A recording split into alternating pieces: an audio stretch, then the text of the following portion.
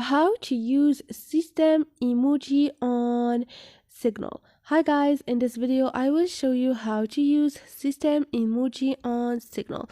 It's so easy and quick, so let's jump in.